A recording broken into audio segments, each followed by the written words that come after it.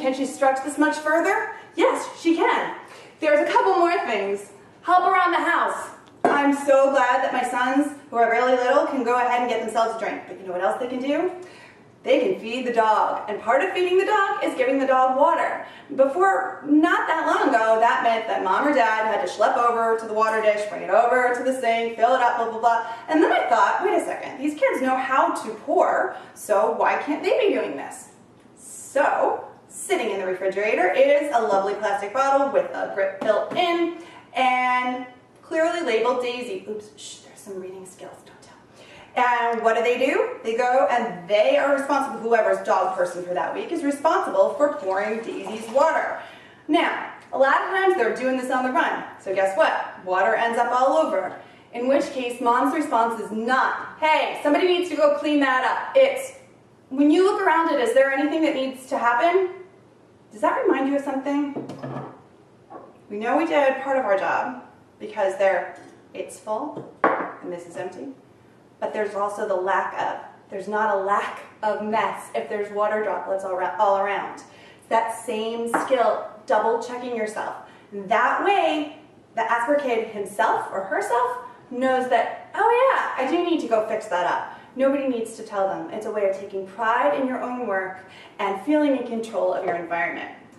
Just a couple more, so that you can see that this one skill can go everywhere that you can possibly imagine. Like, for instance, 75% of the globe made up of water, right?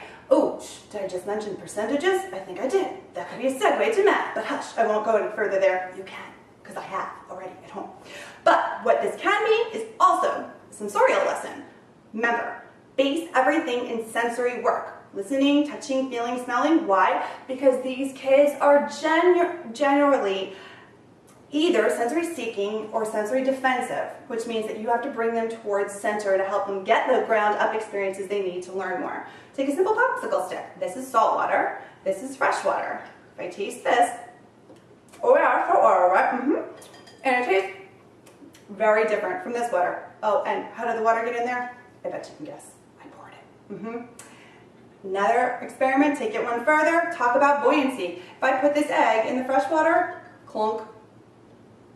If I put the egg in the salt water, it floats. Why? Have them find out. Don't tell them. Have them find out, or find out together if your Asperkid is really young. Oh boy, it really is salty. Okay. Science, geography, and a little bit of sensory work too. Okay, before we get on to our very last example of where to take the pouring of the water, and trust me, it's not the last. I mean, goodness, I don't have bubbles here. Pour bubble juice back and forth. There's a million combinations and permutations. What I just want to remind you is these things. Finite tasks, model using clear words in movement, and clear instructions in a very step-by-step format. Just always think of me with the peanut butter and the jelly up to my chin, okay? All right, last. Well, yes, it is in fact a plastic salad bar keeper with some modeling clay in it, but if you use your imagination, it's also a lovely experiment in positive and negative. If you notice, this strip actually was cut right out of the middle of here. And then pouring blue water into both. Why? Geography. Isthmus, straight. Not only are you learning about the positives and the negatives in natural land formations and learning the verbiage, you're also learning a lot of practical and art skills. And you're also given free rein to talk about, hey, let's go to the map, let's find an isthmus, let's find a strait, and talk about what might have happened there. For instance, the Bering Strait and how the Native Americans actually came into the Americas via Asia over an isthmus that is now a strait. There's a million ways to take this, but you know what it all involved? Pouring water, all of it. Asperkids think differently. They don't think wrong, they don't think abnormally. We don't think abnormally. I'm an Aspie with 3 Asperkids of my own, And I can tell you, just because they might know what a binomial cube looks like, not just is, it doesn't mean that they can always successfully tie their shoelaces. Or, like one of my readers wrote to me, it doesn't always mean that her genius son can follow through when she says, go put your jacket on. Be clear. And she said, until she read this book, she didn't get that. Did you tell him which jacket? Did you tell him why he needed it? Did you tell him that it's in a particular location? Or better yet, is it in its spot where it always should be that is accessible to him? Can he get it off the hanger? Or is it easily placed on a hook?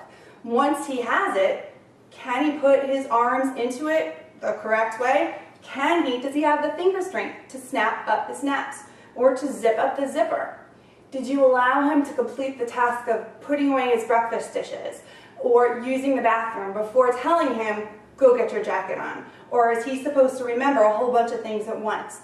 That's where you're going to find a child who can hyper-focus be out of focus. These are kids who can do pretty much anything you ask them to. But it'd be like if I spoke to you in German right now, I could be telling you to go walk off the end of a bridge or of a pier, and you wouldn't know because I'm not speaking your language. You can help Asperkids to speak neurotypical with a little bit of an Aspie accent if you learn to speak Aspie with a little bit of a neurotypical accent.